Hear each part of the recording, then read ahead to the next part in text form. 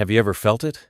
That chilling whisper from the abyss of your own heart, the one that says, to love is to hand someone the very weapon that can shatter you.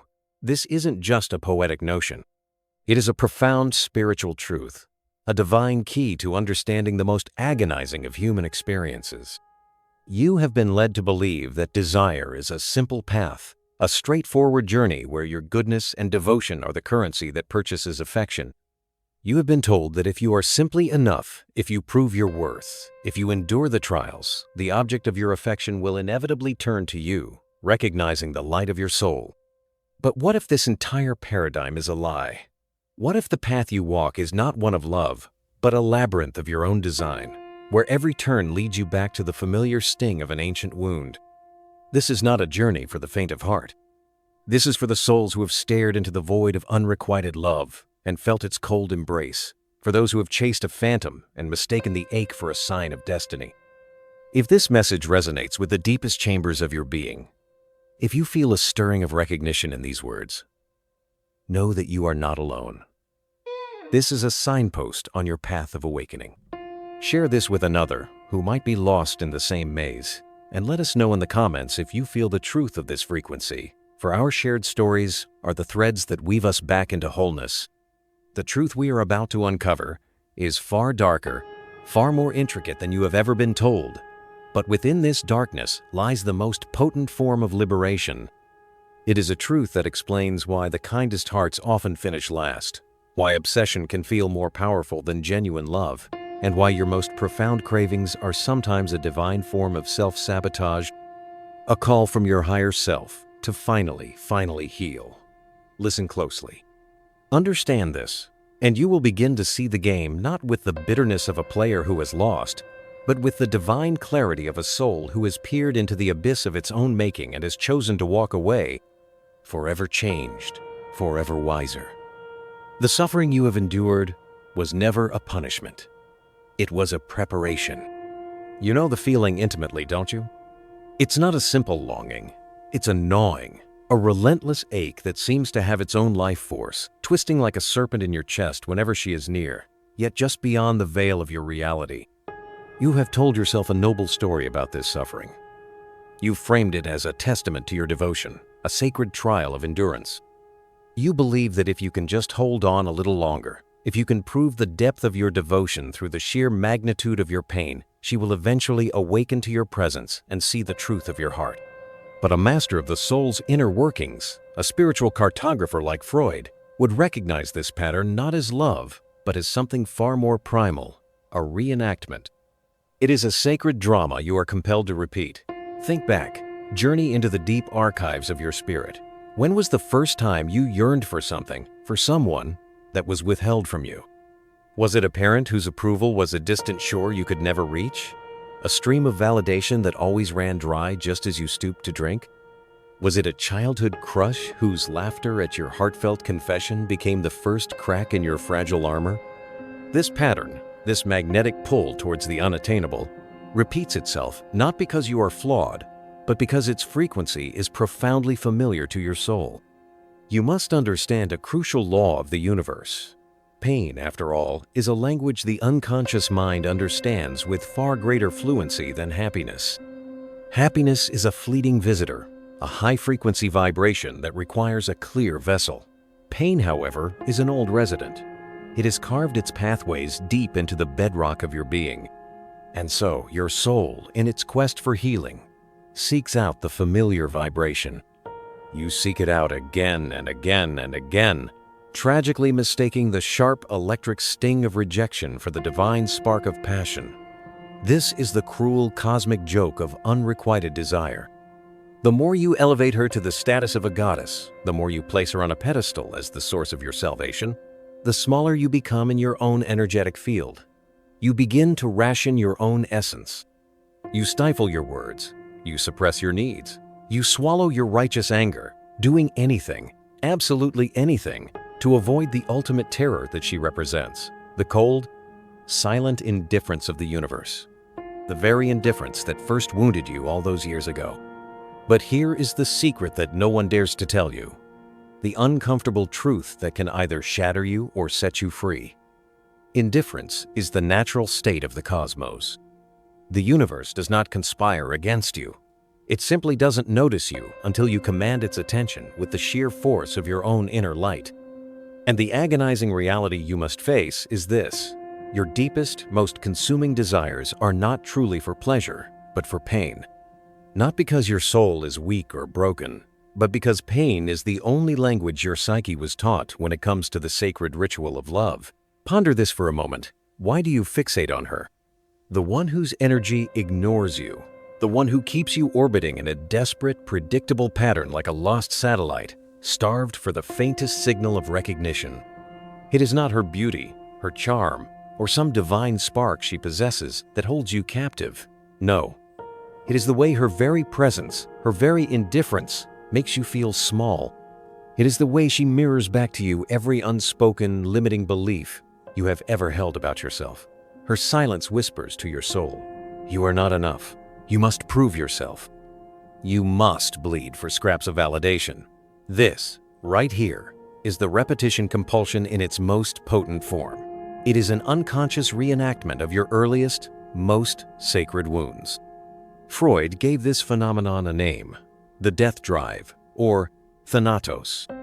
It is not a desire for literal death, but a pull towards the familiar oblivion of the void, a subconscious drive to return to the state of peace before the pain began. It is a part of the human psyche that would rather cling to the predictable misery it knows than risk the terrifying, unknown terror of true spiritual freedom. So you must realize you don't actually want her. You want the ache she provides, because that ache, in its twisted logic, feels like home. Think of the men you know, perhaps even yourself, who perpetually chase unavailable women, who twist their very being into pretzels for a fleeting glance, a single text, a meaningless crumb of validation. Now ask yourself with brutal honesty, what are they truly worshiping? It is not the woman. It is the void she represents. They are worshiping the ghost of the father who never praised them, the specter of the mother who loved only conditionally, the echo of a world that taught them they had no inherent worth unless they earned it through struggle and sacrifice. Here is the deepest, most uncomfortable truth of all. Desire is not about the other person. It is about the story you are telling yourself, the narrative of your own unworthiness. Every single time you obsess over someone who does not see you, who does not choose you, you are not loving her. You are punishing yourself. And the worst part of it all? She knows it. Not on a conscious level, perhaps, but in the primal way that all living things sense weakness. She feels the weight of your desperation, the silent plea for salvation that hums beneath your carefully crafted words and gestures. And you must understand this universal law. Nothing, absolutely nothing, kills desire faster than the scent of a man who views himself as a beggar at the feast of love. But this is not your doom. It is your diagnosis. Because once you can truly see the machinery, once you finally recognize that your longing is not for her, but for the familiar, addictive sting of rejection, something profound within you begins to shift. The spell begins to break. This realization, when it truly dawns, hits with the force of ice water, a shocking and total awakening. The truth is, you have been complicit in your own suffering, not because you are broken, but because you were never taught the first and most sacred rule of desire. It cannot be earned, it can only be commanded. Freud's answer to this painful cycle was not submission, but sublimation. What does this mean for you, the modern man on a spiritual path? It means the redirection of immense primal energy into something higher, something sacred. It means a conscious choice to alchemize your pain into power. For the modern spiritual warrior, this translates into a brutal but profoundly liberating truth. The only way to win this game is to stop playing. This isn't about giving up with bitterness or resigning yourself to a life of solitude. It is about embracing a quiet, unshakable certainty of a man who has outgrown his own hunger for external validation. This is your path forward, your way out of the labyrinth. Step 1. Stop feeding the wound. Every time you check her social media, you are pouring salt on it. Every time you replay past conversations in your head, you are reopening the scar. Every time you twist yourself into the version of a man you think she wants, you are digging the knife of your own unworthiness deeper into your soul. You must initiate a withdrawal. This will feel like a death at first. The mind will rebel violently against the absence of its familiar pain, its addictive drama. But you must understand, this is a spiritual detox, not a defeat. It is the necessary darkness before the dawn of your true power. Step 2. Redirect the energy. The sheer force you have wasted on earthy obsessive plotting, the sleepless nights, the performative masculinities, the very same force that could rebuild your entire world. Channel it. Pour that sacred energy into your own creation. Write the book, start the business, master the craft. Build your empire not to impress her, but because the act of building is your divine nature. Let your longing transmute into something so magnificent, so powerful, that it cannot be ignored by anyone, least of all yourself. You must become the source of your own light, the creator of your own world. Step 3. Meet your own shadow. The repetition compulsion only holds power over you because you refuse to face what it is trying to show you. So you must sit with it. Sit with the rage. Sit with the grief. Sit with the inner child who still believes that love must be paid for in blood. This is not weakness. It is alchemy. It is the moment you stop running from your own darkness and instead turn to face it with courage and compassion. This is the moment it loses its grip on your desires, its hold on your destiny. You are not healing a wound. You are integrating a lost part of your soul, bringing it back into the light of your conscious awareness. The system was never, ever designed for you to win. It was built with meticulous precision to keep you hungry, to keep you chasing.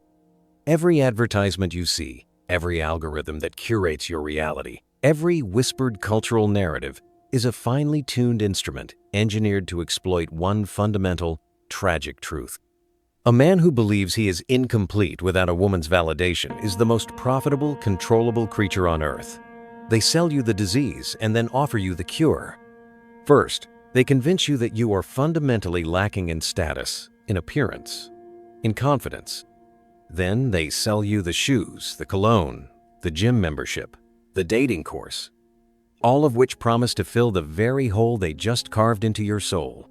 Consider the oldest lie in the book, the one whispered across generations and amplified by 1,000 industries. If you just become better, she'll choose you. But this is a rigged game, a cruel deception. It's a game you can never win because better is a constantly moving target, an endless horizon of fake milestones designed to keep you on a treadmill of self-improvement that never reaches a destination. Get ripped, but not too intimidating. Be successful, but don't seem arrogant. Be vulnerable, but not needy. Do you see the trap? The rules constantly shift because they are not rules at all, but a hamster wheel disguised as a ladder. And at the very top of that ladder, there is nothing.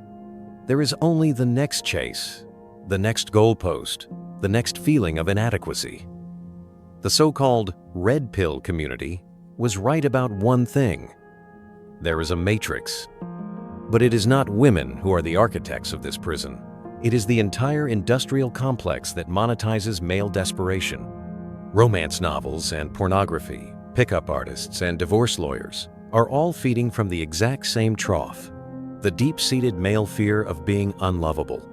Even modern feminism, in its corporate distortion, has become a part of this machine. The message tragically mutated from equality to an insidious whisper that you, as a man, are inherently toxic and that only perpetual atonement and self-flagellation can save you. It's just another infinite loop, another product to buy to fix a problem that was manufactured for you. But here is what they don't want you to realize. The entire system depends on your belief that the prize is external, that your salvation lies in her smile, in their approval, in some future, perfected version of yourself that will finally be deemed enough. Break that illusion, and the entire apparatus crumbles at your feet. The true rebellion isn't found in hating women or society. It is found in becoming utterly, magnificently ungovernable by their metrics. It happens the moment you stop asking the question, "Do they want me?" and start asking with the full force of your sovereign will, "Do I want them?" That is when the gears of the machine jam. That is when you become dangerous to the system, and liberated in your own reality. This is where the real work of the soul begins. It's not about fighting the machine, but about becoming something it cannot comprehend, a frequency it cannot tune into. You were taught that desire is a leash, a desperate cord that pulls you toward others, begging for their validation, their completion. But the ancient secret, the one buried under centuries of manipulation, is this: true desire is not a leash, but a compass. And its needle does not point to her, or to them, or to any external form of salvation. It points straight through the very center of your own chest, back to the source of all things within you. The third-rate gurus and the self-help peddlers will tell you to focus on yourself as if it's just another item to tick off on a checklist. They miss the point entirely. This isn't about productivity hacks or entering monk mode as a strategy. It is about something far more radical, far more revolutionary: learning to want differently. To desire from a place of overflow rather than a place of lack. To pursue not because you need to prove something, but because the pursuit itself is your joy, your divine expression. Consider the men who have truly moved the world, the artists, the conquerors, the madmen who reshaped reality itself. Their power did not come from detachment or from suppressing their desires. It came from a desire so fierce, so pure, so internally generated that it burned through every conceivable obstacle. The difference was this: their wanting was not a cry for approval. It was a declaration of war on the ordinary. This is the final sacred inversion. Your desire becomes your weapon only when it stops being about filling a void and starts being about igniting a fire. When you create not to attract, but because creation is your very nature. When you love not to be loved back, but because love is what remains when all the games, all the strategies, all the fears have fallen away. The uncomfortable truth that Freud uncovered was never meant to break you. It was meant to break you open, to show you that the cage was never locked. You were simply so accustomed to its dimensions that you mistook them for the shape of the world. Step outside, breathe. And for the very first time, want something not because it will complete you, but because you are already complete, and your wanting is simply the universe expressing its infinite, creative power through you. This is the sacred space where the suffering finally ends. Not in the absence of desire, but in a desire so pure, so sovereign, that it can no longer be used against you.